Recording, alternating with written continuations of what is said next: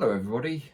I thought today I would have a look at a little bit more hardware that I'm working with. As I've mentioned in previous videos, I use a 2020 iPad Air which has a USB-C connector. Now, I've seen a number of threads online about people having trouble connecting their iPads with USB-C and being able to get enough power to charge the iPad whilst they're using their equipment. This is quite important because if you're doing a long session, the last thing you want to be doing is having to abort partway through because your iPad's run out of juice. So my setup's slightly odd because there's a few legacy items in there. But what I'll do is I'll take you through how everything is set up and how I find it works. Let's have a look now. I guess the first place to start with this is to actually look at the setup that I have. This is very, very basic, although there's a few bits and pieces going on here. So obviously in the foreground we have my Keylab 61 from Arturia, which is my main MIDI input device. It's a great keyboard, really enjoy using it. Behind that you can see the iPad, which is the Air 4, which is a 2020 edition with the USB-C, and to the right of that we can see a number of USB hubs which we'll get into, and over to the right of my desk I've got my Behringer Model D, and behind that I've got my Focusrite 2i2 audio interface. So that's basically all the things which I'm driving within my setup at the moment.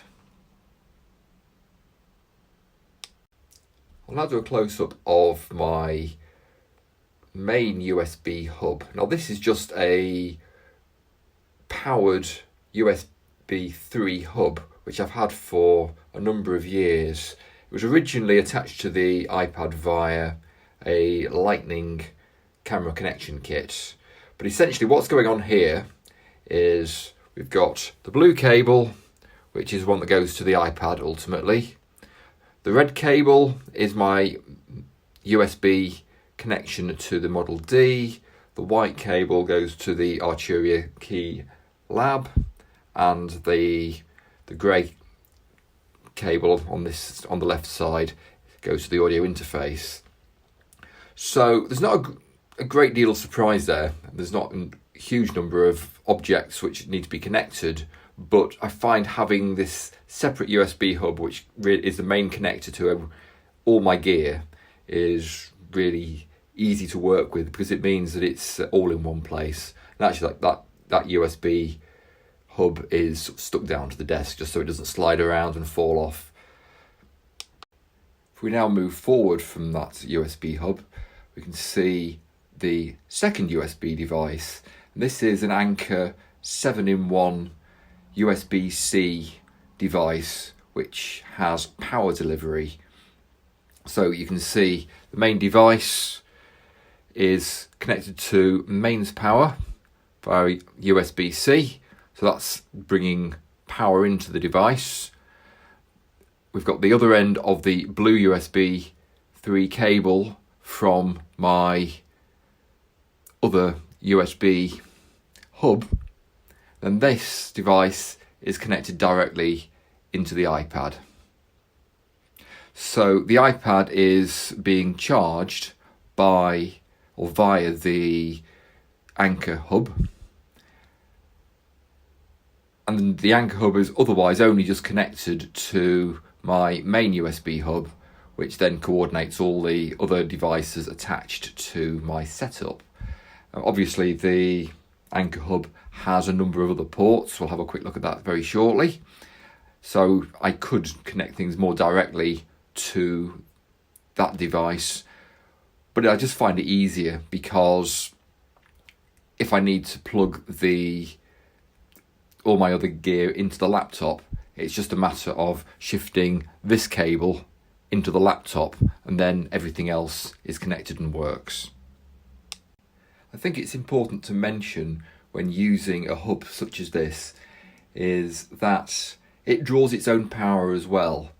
I know a number of the concerns that people have had online are that they've taken their iPad power brick, plugged the USB cable which came with it into the USB hub, and then find that the iPad doesn't charge at the same time.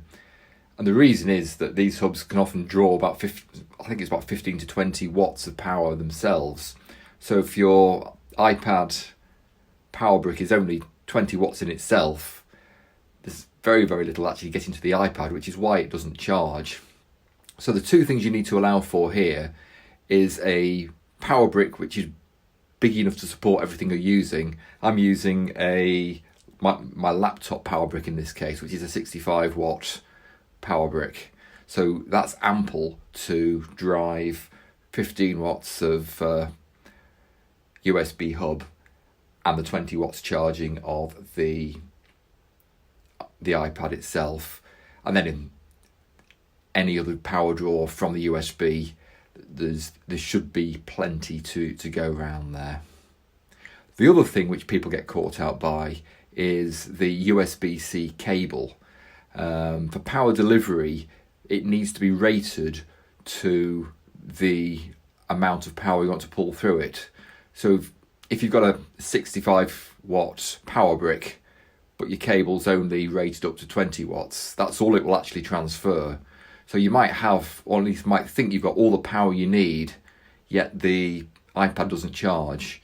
And the problem can be that the cable itself isn't suitable for delivering that amount of power.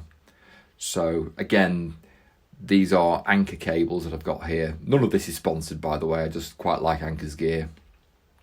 But the Anker cable is rated up to 60 watts, which is sufficient in this case. Obviously, if I wanted a higher power brick, then I'd need a bigger capacity cable, if that makes sense. You can get them rated up to 100 watts. But again, that's the important thing. You need to make sure that the kit that's all connected to it itself is designed for the job.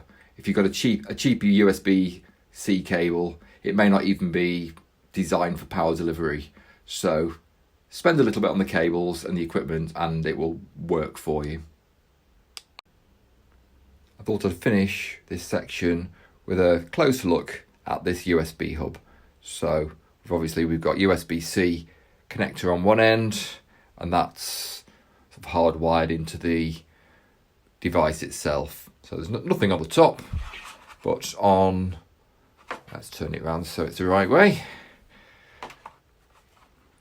On one side we've got the power delivery input. This has got HDMI output and various card readers. I personally haven't managed to get anywhere putting SD and micro SD cards into this and get the iPad to read them, but that could just be me.